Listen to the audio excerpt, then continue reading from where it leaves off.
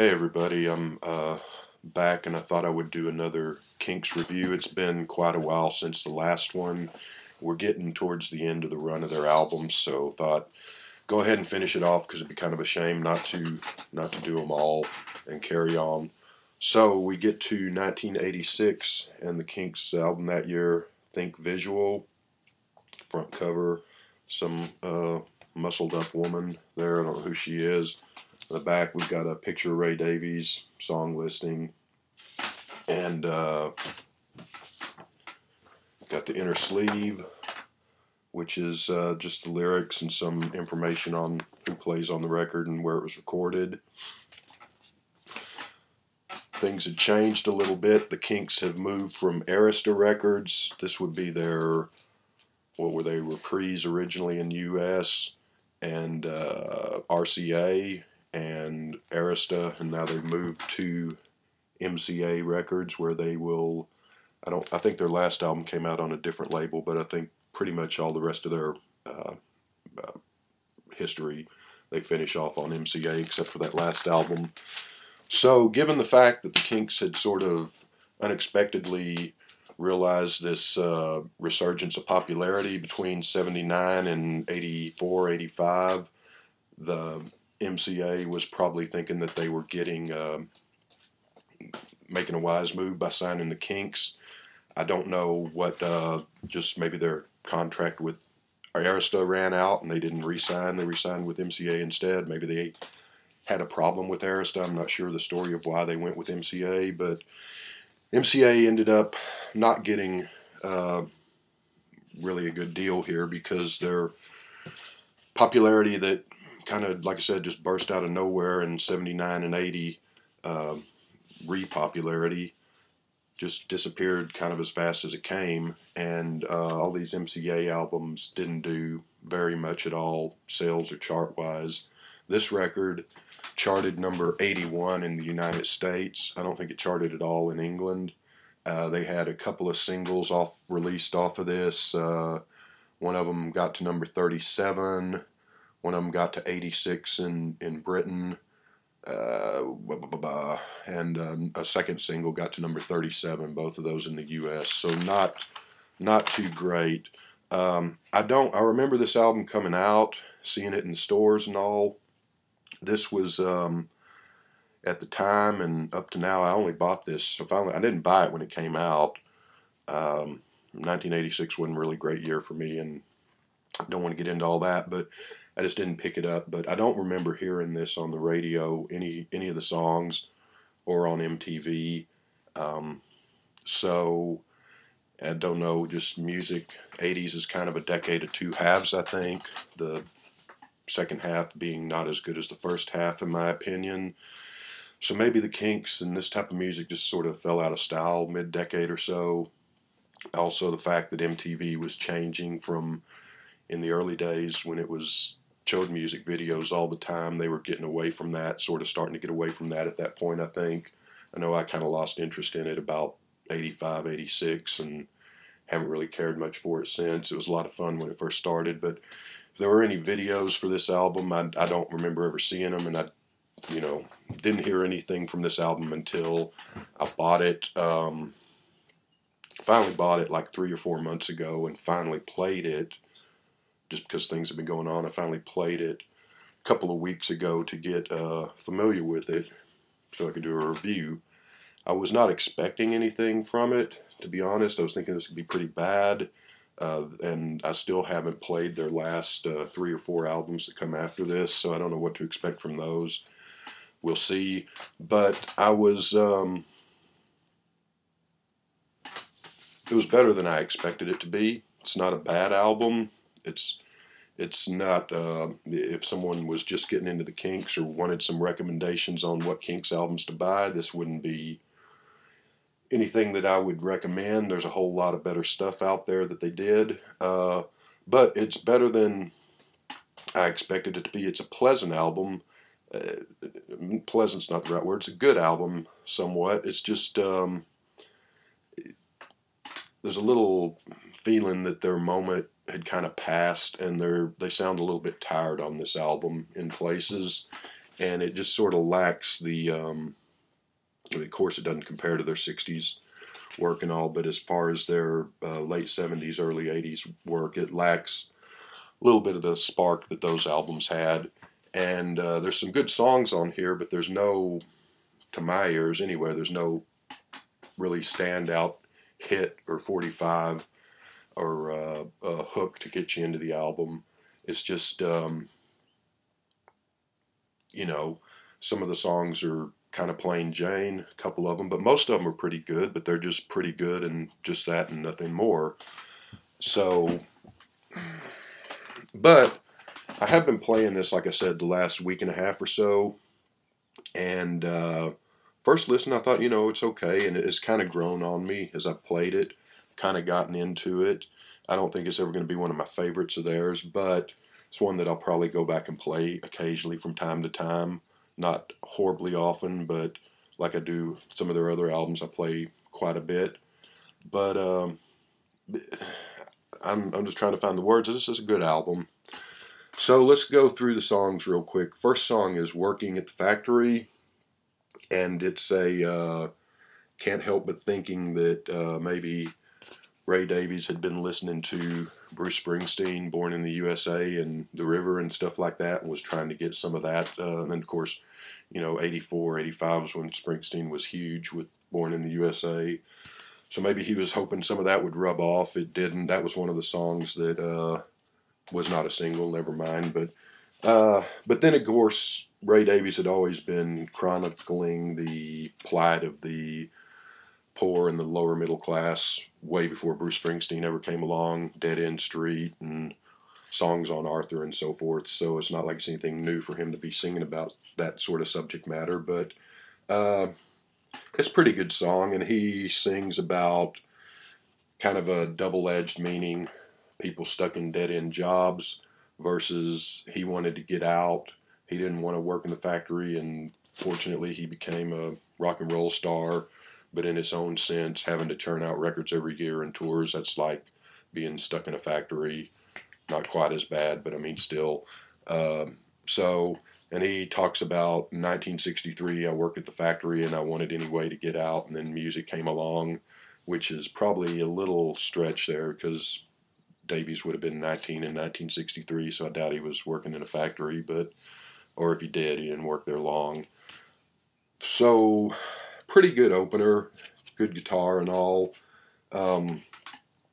Lost and Found, second song on the album, is I like it. It kind of harkens back to their 82, early 80s period. Kind of has the same vibe as Don't Forget the Dance, which is from the State of Confusion album, which actually a much better song than this. But Lost and Found is a pretty good song, and it sort of has that feel of the early 80s Kinks, which might be one reason why this didn't do so well, because maybe that sound and that early 80s sound of the Kinks and other bands had kind of fallen out of place by 86 when music was sort of moving on to other less exciting in my mind, but other sounds. So next song up, Repetition, is not a classic by any means, but it's probably one of the catchiest songs on the album. And it again kind of goes back to their early 80s Kinks sound. Good song, I like it.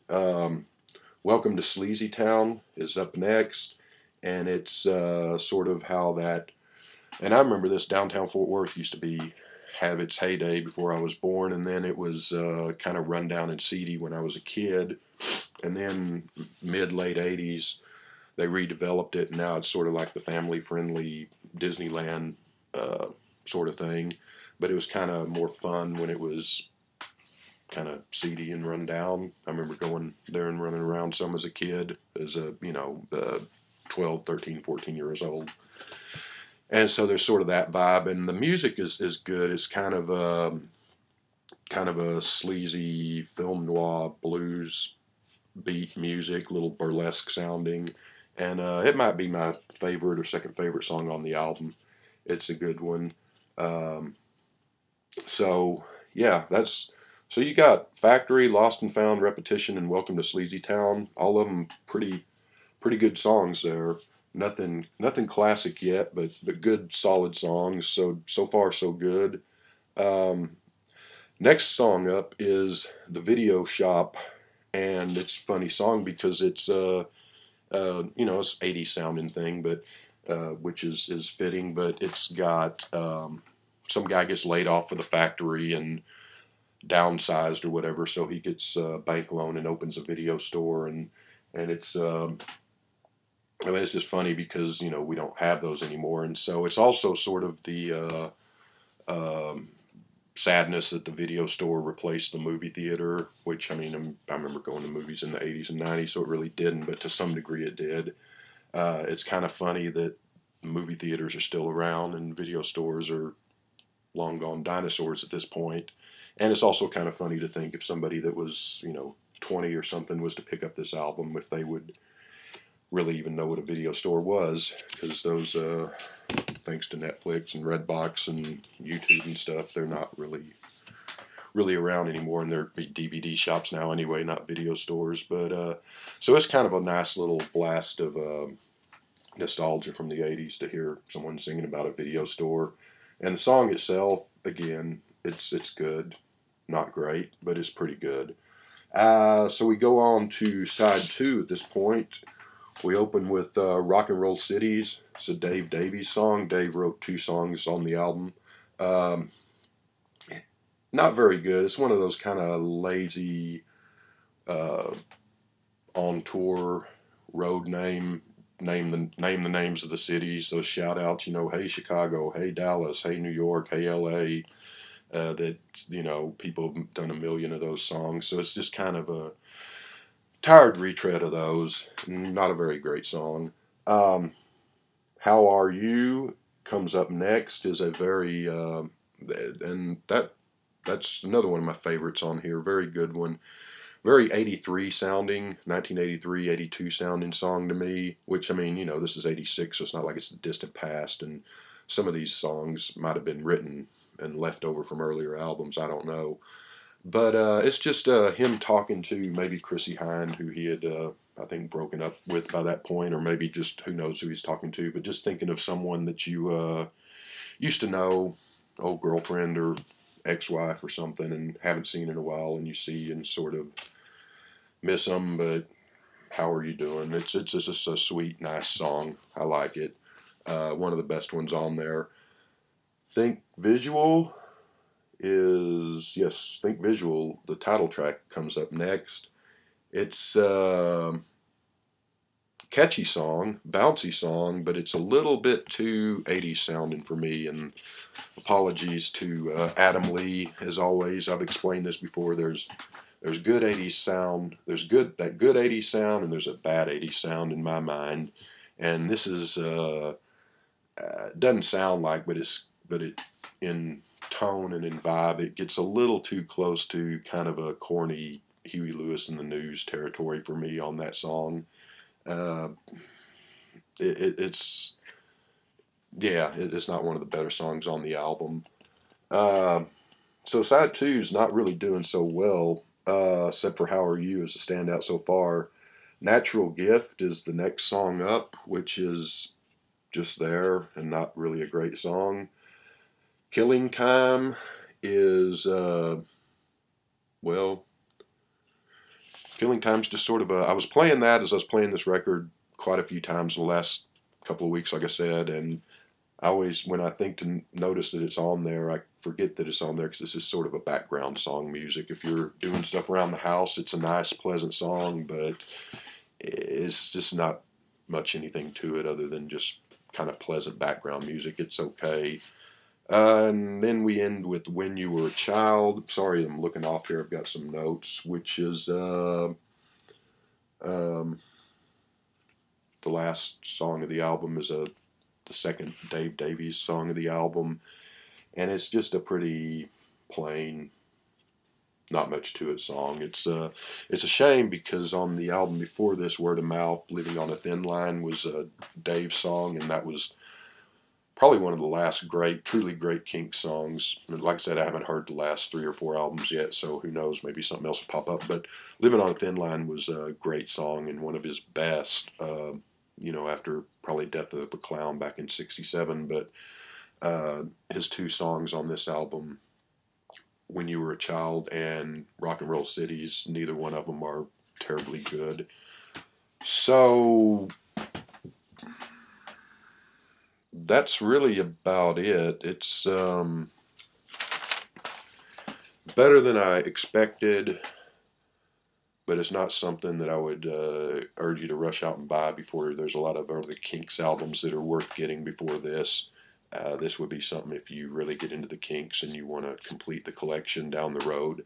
And there are Kinks albums from the 70s and so forth that are worse than this one, for what that's worth. But scale of 1 to 10, it's I'll probably play it again. It's a pleasant album. I'm going to go ahead and give it a 6. It's has its moments, and so Think Visual by the Kinks, 1986. We're getting towards the end there, and hope everybody has a good Sunday. Thanks.